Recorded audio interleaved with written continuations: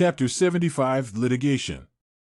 Listening to the Lord open his mouth, the plaintiff and defendant under the hall each responded. Song Shuren handed over the pleading paper again. Mei Jili pretended to have read it, and then handed it over to Zheng Tuo, who read it over by Fan Xian. Fan Xian took a close look and realized that there wasn't too much discrepancy with his own expectations, nodded and handed it back.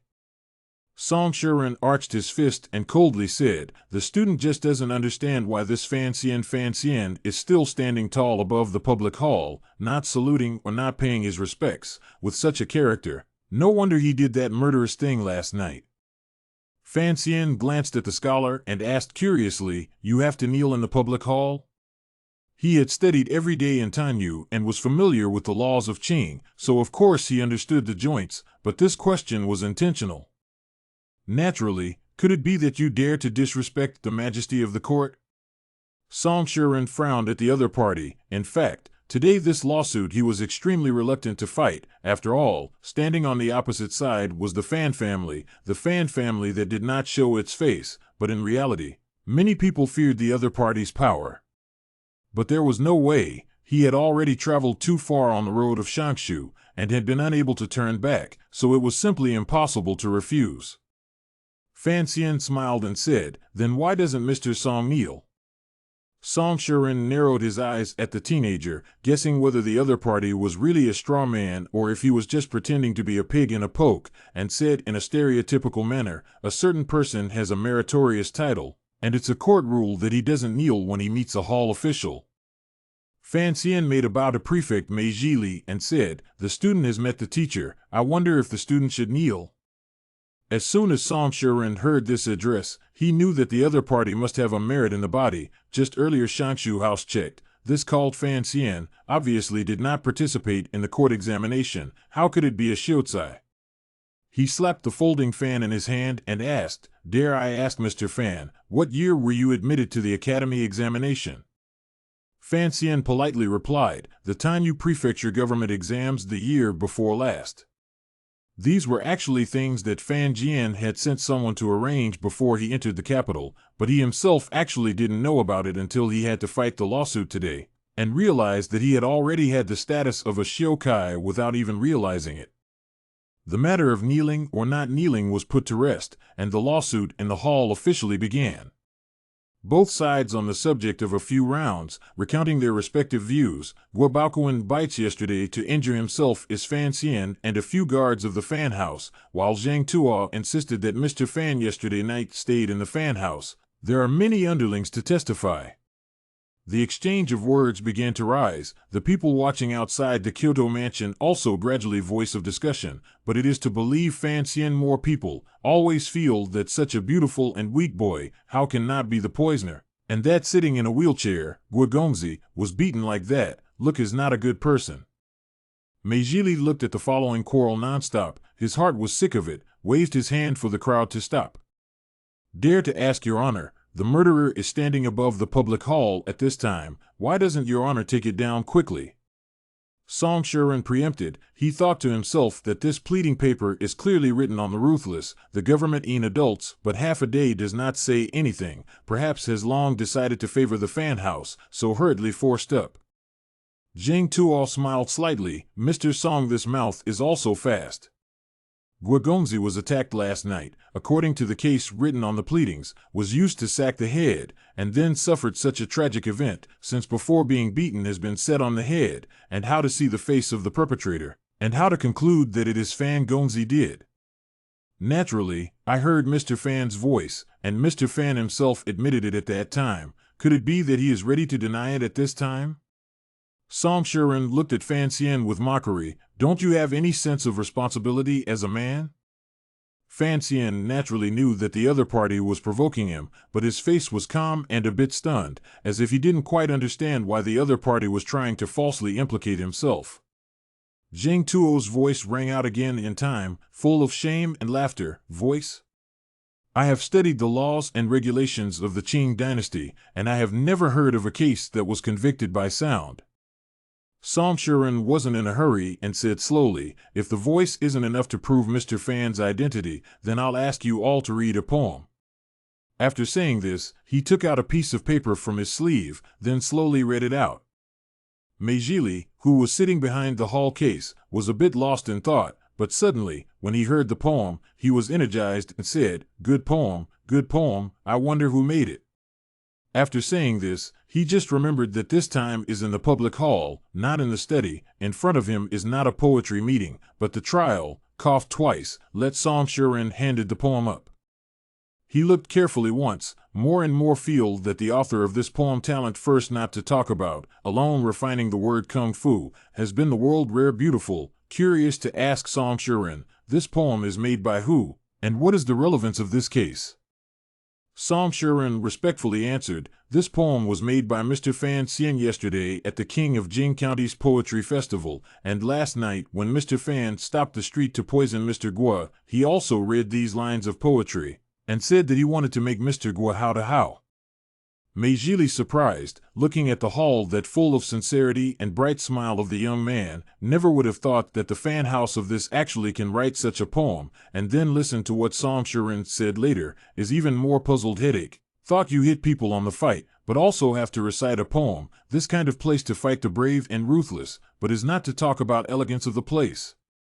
This is good, by the other side to seize the handle. Meijili, this person, seniority is not shallow, but to be able to sit in this key position in Kyoto Prefect for so many years, the key is still relying on his hand and mud kung fu, Kyoto hidden dragons and crouching tigers, the rich and powerful clouds, if only just and clear, it is absolutely not long to do. Think of the beginning of his entry into the palace, eunuch Gua once passed on to him the 4 words of truth. Peace and quiet, Meijili since then, to abide by these 4 words, and indeed peacefully and steadily through a number of years. So for today's case, he still maintains this attitude, he will not make any decision, it depends on the 2 governments' own private negotiations. Really cannot, the case will be delayed for a few days, to the Ministry of Justice, a delivery of the matter. Since he was making peace, he couldn't let the case become an iron case in his own house, so he looked at Fan Xian and Zheng Tuo with some concern. Zheng Tuo once worked as a master in Meijili Yamen for a period of time, and naturally knew what the old boss was worried about, and said with a laugh, it's really absurd and ridiculous, think about that poetry meeting, the talented people gathered. Many mouths are mixed up, and this poem of Fan's son is amazing, naturally some people copied it out, and it's not uncommon for others to know about this poem, and even more importantly. He coldly glanced at Sangshuren and sneered, could it be that Mr. Fan is suffering from insanity? After composing this poem only in the afternoon, he would run off at night to beat someone up and recite a poem while doing so? Not to mention the fact that that kind of scene is too comical and ridiculous, but just to say that it's obvious who he is, only a fool would be so stupid, right? This is obviously someone who has a grudge against Duke Gua and knows about the disagreement between Duke Fan and Duke Gua at the restaurant the other day, so they deliberately misled Duke Gua into thinking that it was Duke Fan who committed the murder. A few sentences down, but also said reasonable. It was just that Fan Xian, who stood smiling and silent on the side, couldn't help but cough awkwardly twice when he heard him say only a fool would be so stupid. And sitting in the wheelchair, Guabaokuan has long been unable to hold back, scolded, do not want a clever rhetoric sophistry. This bastard is relying on the power of the Fan family, and doesn't even take the king's law into consideration, which is why he is so reckless. Hearing the word bastard, Zheng Tuo's face instantly grimaced, deeply feeling that the young master punching the other party to the wheelchair was a very wise move, coldly said, Guogongzi, as a compiler in the palace, it is better to pay attention to your own words. Although I know that you are angry in your heart, but this anger can't be sent out indiscriminately. After all, you are a close person of the crown prince, and it is not good if you injure the decency of the palace. This is a stab at Guabaokuan. The second is also secretly pointing out that, if the power to Fan House is in any case not as close to the Crown Prince Gua family, Guabaokuan in front of the words naturally untenable. As expected, the people outside the fence were talking, and more people believed that Fan Xian was innocent. Fan Xian had no expression on his face, but inwardly he was very impressed with Zheng Tuo. Some of the things he had arranged last night had been utilized by Zheng Tuo, and nothing had been left out. Strangely enough, Sanshuren, the counselor, was not as anxious as Guabaoquan. He smiled and said, "Lord Prefect, my son is injured. Can he go down to rest first?" Meijili nodded, letting the magistrate bring his subordinates to lead Guabaoquan, who was still furious, to the back. Only then did Sanshuren turn around, salute Fan Xian and Jing Tuo, and say, "In that case, Mr. Fan is refusing to admit to the beating." For some reason, after Guabaoquan left, his face looked much more open, as if he felt that the real battlefield would be soon. Jing Tuo and Fan Xian, at the same time a smile, did not say, joking, "Oxford Street is so dark, 1. No evidence, 2. No physical evidence. What do you take to prove that it is we hit people? Moreover, it is clearly stated on the pleadings that all the guards of Gua's house have been knocked out by drugs, so if you ask them to testify that Fan Xian is the one who hit the man, no one will believe it." Even Meijili frowned and called Sanshuren to the front, saying in a low voice, "Let's leave it at that for today." Sanshuren, however, arched his hand and frowned. Duke Gua, a compiler, was beaten in the street. What kind of big deal is this? How can the case be hastily closed? Meijili was furious, said, "This official has never said to close the case.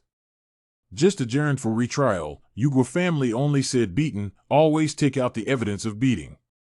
Since ancient times, torture could not be carried out by a doctor, even if Fan Xian was not a shiokai. It was estimated that the Kyoto government office would not be able to torture him, so it was basically impossible to make the Fan family speak up on their own." Unexpectedly, Sanshuren turned back and asked, "Mr. Fan was in the mansion all last night?" Jing Tuo responded, "Precisely, the entire mansion's subordinates can testify to that." Sanshuren smiled coldly and said, "Pass the witnesses up." Meijili then realized that there were still variables, nodded his head, and then a person from the Gua mansion brought a bunch of people up to the hall. These people were dressed up in different costumes and had different occupations. There were soup dumpling sellers, night watchmen, sedan chair bearers waiting for their business on the street corner, and there was even a secret whore, just to name a few. Jing Tuo frowned slightly, feeling a little bad, but the crowd of bystanders was curious. "What is this doing?"